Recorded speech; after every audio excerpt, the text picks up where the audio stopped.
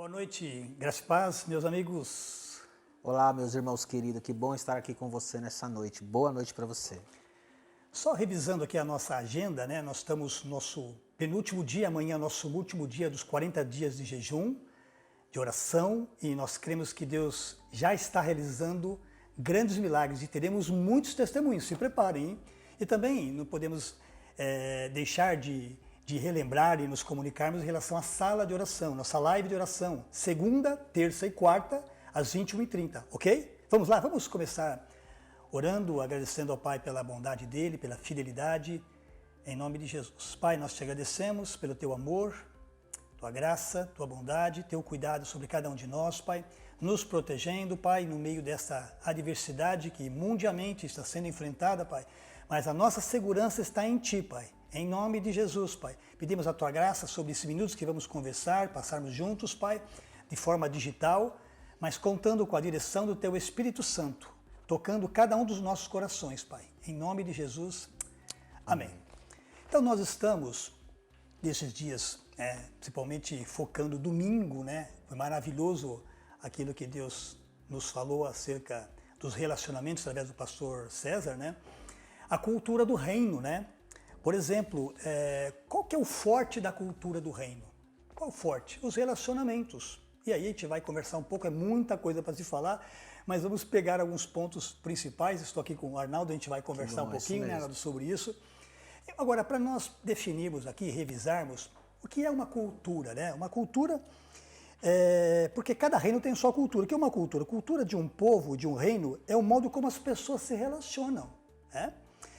O que elas valorizam, o que elas priorizam, o que elas desejam e o que elas aceitam, né? E o que elas acreditam e que buscam. Isso é a definição para nós conversarmos acerca disso, de que é. Agora, o importante é que Jesus, quando viveu entre nós, de que forma que ele viveu?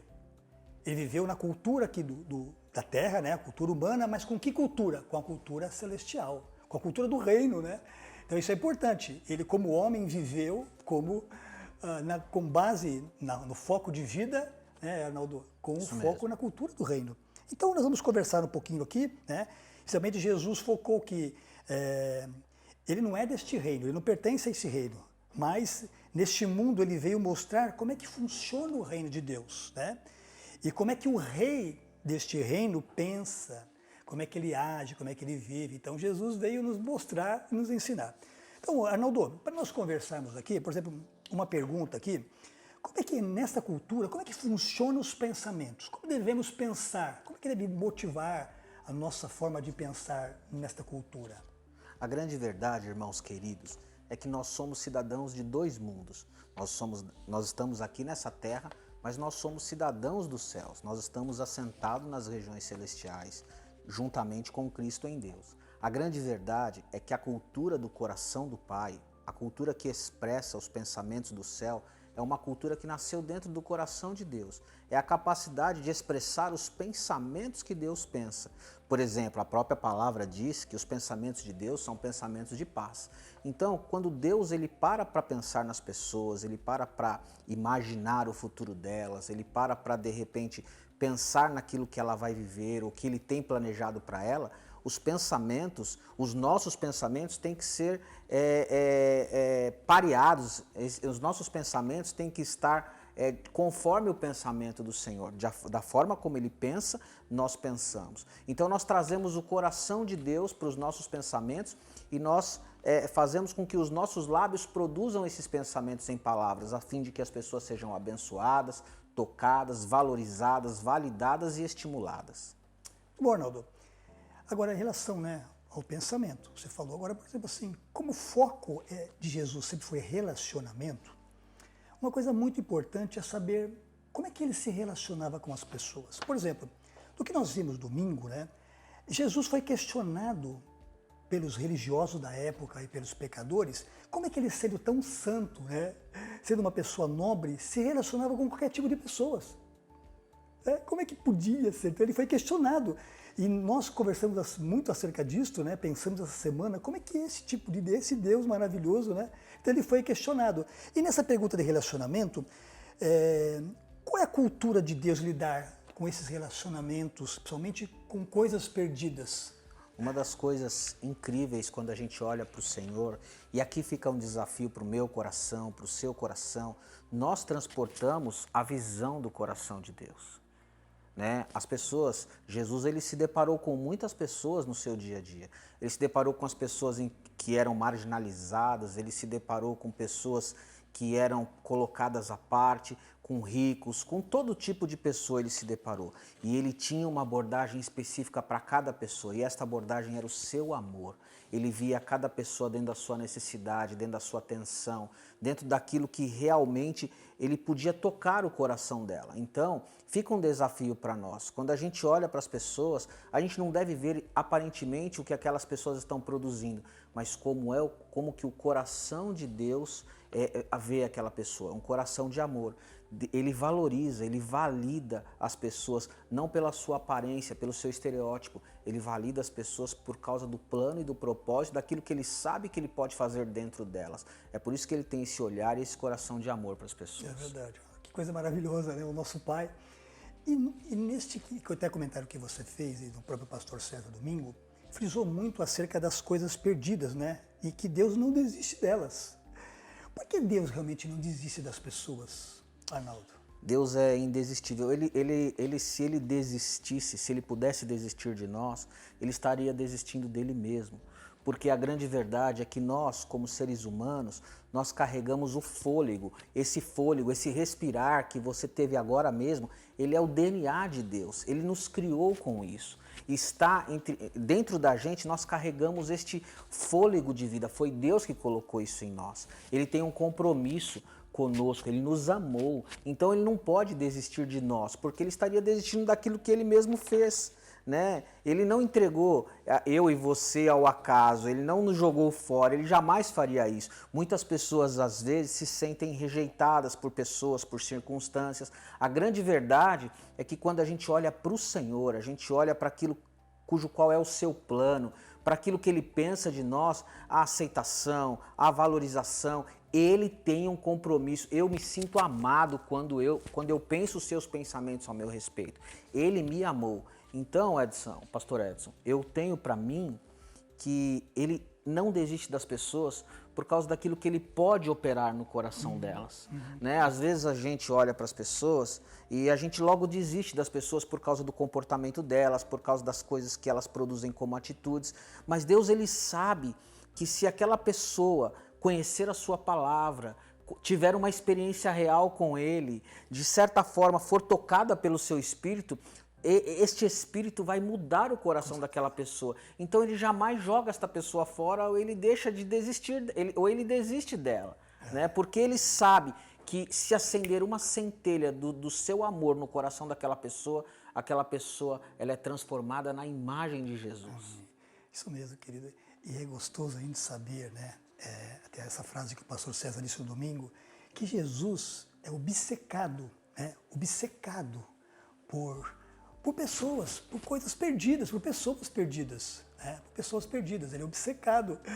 E é gostoso saber, e nessas três parábolas, três histórias que Jesus contou para responder essa pergunta que ele foi abordado, né, Arnaldo? Ele foi abordado por que se relaciona com qualquer tipo de pessoas, né? Os pecadores, né?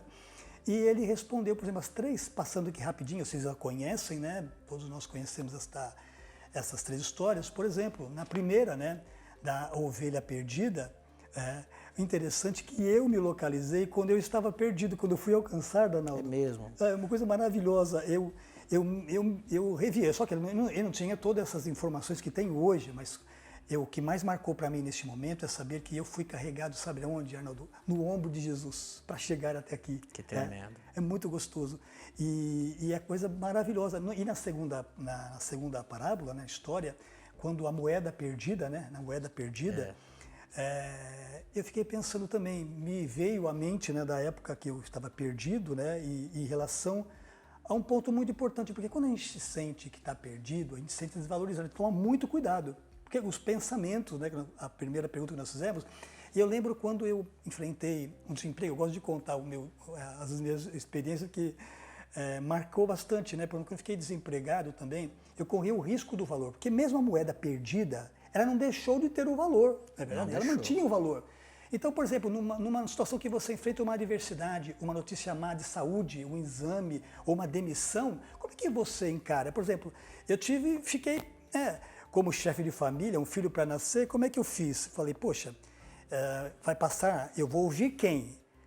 Que eu sou um incompetente, porque fui demitido? Ou eu mesmo posso criar, né, a minha autoestima lá embaixo baseada em o que os outros podem pensar ou nas minhas preocupações em suprir a minha família? Não. Aí eu lembrei muito, né? Não tinha todas, vou repetir, não tinha todas essas informações, né? Mas vi o quanto foi importante o que é que Deus pensava a meu respeito. Né? O que é que Deus pensava a meu respeito, o valor que eu tinha. E eu corria onde? Pela palavra, né? Aquilo que Deus tinha para mim. Então é muito importante nas adversidades nós lembrarmos quem nós somos, quem Deus pensa, o que a Bíblia diz a meu respeito. Nós não cantamos, né? Eu sou o que a Bíblia diz, né, Arnaldo? Então a gente realmente, nesses momentos de adversidade, quer desemprego, saúde, for, lembre-se o que é que Deus pensa a seu respeito. Isso é muito importante. E eu marquei também aqui, né, que só um detalhe, né? Todas essas passagens, essas histórias, era sempre existia algo que estava perdido e sempre acabava com uma grande celebração. Esse é o coração do nosso Pai, é festejar quando algo é encontrado, com um perdido é encontrado, né? Agora, nessa segunda da dracma perdida, né, a gente pode conjecturar o seguinte, que a festa possivelmente tenha sido mais caro que a própria moeda. Mas para quê? Para expressar a celebração por causa do coração do Pai, de se encontrar o que estava perdido. A terceira história, Arnaldo, que Uma Jesus das contou. coisas lindas na parábola do filho pródigo é que ele ousou a se lembrar de que ele tinha um pai que poderia recebê-lo de volta. Tem muitas pessoas, às vezes no nosso meio, que sente-se que se perdeu. Você agora que está nos ouvindo aqui, que está participando dessa célula, talvez você possa estar carregando um sentimento de culpa, achando que você está perdido. Lembre-se do filho pródigo. Ele sabia que mesmo naquela situação mais difícil, ele podia lembrar-se do endereço da casa dele. E ao retornar, ele podia encontrar-se com o seu pai. E uma das cenas mais incríveis desta parábola, e eu descobri isso recentemente, é porque eu ainda lembro domingo o pastor César citando, né, ele sai correndo para abraçar o filho. A grande realidade é que naquela cultura, um filho que voltava, ele costumava ser apedrejado porque ele trazia vergonha para o pai, porque ele gastou tudo, né? E muitas vezes ele não voltava, só que o pai sai correndo para proteger aquele filho, que era o objeto, o instrumento do seu grande amor.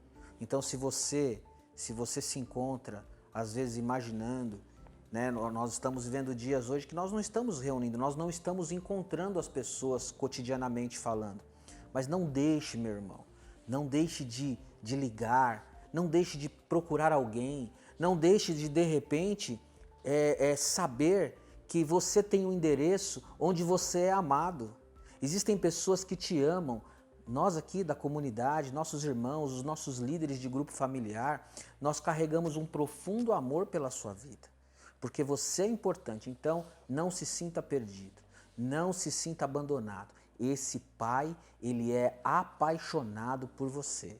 E isto, pastor Edson, é o que me anima, saber que todas as vezes que eu correr para os braços de Deus, eu vou encontrar consolo, eu vou encontrar abrigo, eu vou encontrar as respostas. Eu posso até encontrar a correção, mas se essa correção chegar, ela vai chegar para fazer com que eu seja ainda melhor e que eu funcione ainda melhor dentro do propósito desse amoroso Pai.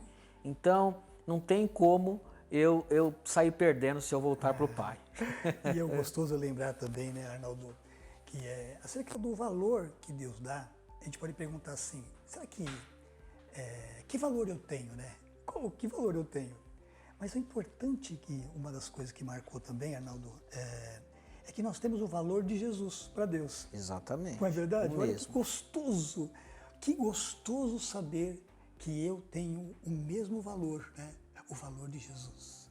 O valor de Jesus. Isso é maravilhoso, né, Arnaldo? Então, queria que você fizesse aí os comentários finais para nós aí conversarmos e aplicarmos essas verdades nos nossos grupos.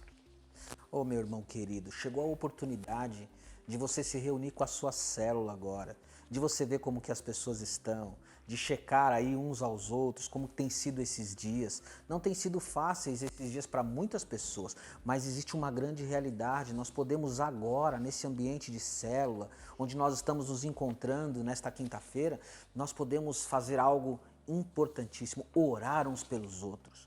Ouse a contar a sua necessidade. Ouse aí a trazer aqui, né, para a sua estrutura de relacionamento. Não sei se vocês vão se relacionar através do WhatsApp, do Zoom, qual é a sala virtual que você está, né, envolvido nela, mas ouse a dizer: eu estou vivendo isto. Celebre, compartilhe, se for necessário chore, mas saia desta noite revigorado, saia dessa noite sabendo que Deus tem uma vitória, Deus tem um lugar no coração dele para você. Então agora, meus irmãos, chegou a hora de nós fazermos a nossa reflexão e vou deixar algumas perguntas para você. Por exemplo, você já se sentiu desvalorizado? Parte B da pergunta: você já desvalorizou alguém? Pensa bem, responda com sinceridade. E outra questão, agora que estamos fazemos parte da família de Deus, como é que na forma prática podemos valorizar as pessoas? Que tipo de atitude podemos ter nos dias de hoje para valorizar as pessoas? Por exemplo, vou citar alguns exemplos, você é bem criativo, né? Você vai tirar de letra isso. Mas, por exemplo, você pode mandar uma mensagem valorizando a pessoa. Tenta entender o momento da pessoa, hora antes, Deus vai te apontar. Eu tive várias experiências assim, que eu cismei de mandar uma mensagem, orar, e a pessoa estava sendo hospitalizada, estava passando uma adversidade. Então, é importante como podemos ter uma atitude, né? Por exemplo, fazer um bolo, você que tem dotes, né? Isso para os homens também, tá? Um pratinho, junto com uma mensagem. Por exemplo, você pode fazer um quitute aí, né? Aquilo que você sabe fazer de melhor para valorizar as pessoas junto com o recadinho, tá bem? Reflita sobre isso.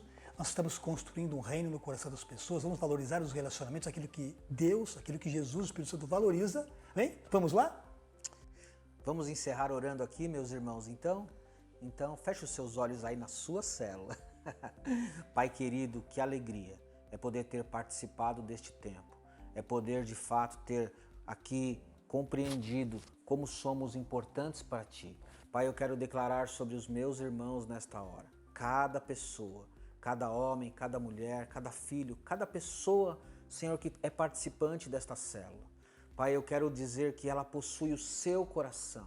Ela carrega o seu coração para olhar para as pessoas, para expressar o seu amor, para expressar os seus pensamentos. Muito obrigado, Pai, porque nós haveremos de ter muitos testemunhos, Pai, acerca de atitudes, Senhor, atitudes que expressam a Tua bondade a partir de nós para com quem a gente se encontrar.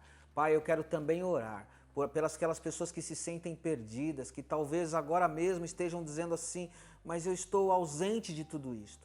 A grande verdade, meu irmão, que é tempo de você voltar. O coração do Pai está aberto para você, Ele te ama do mesmo jeito e Ele não desistiu de você. Pai, muito obrigado por esta semana, por este tempo, por estas palavras de encorajamento que, como filhos amados, temos recebido do seu coração. Nós queremos guardar isso e expressar isso. Nós te damos graça, Pai, em nome de Jesus. Amém. Amém, queridos. Tenho certeza que essa semana será impactante e Deus haverá de fazer com que você conte vários testemunhos, porque você carrega o coração dele para as pessoas ao seu redor. Amém? Amém. Boa noite, graça e paz. Tenha uma excelente célula.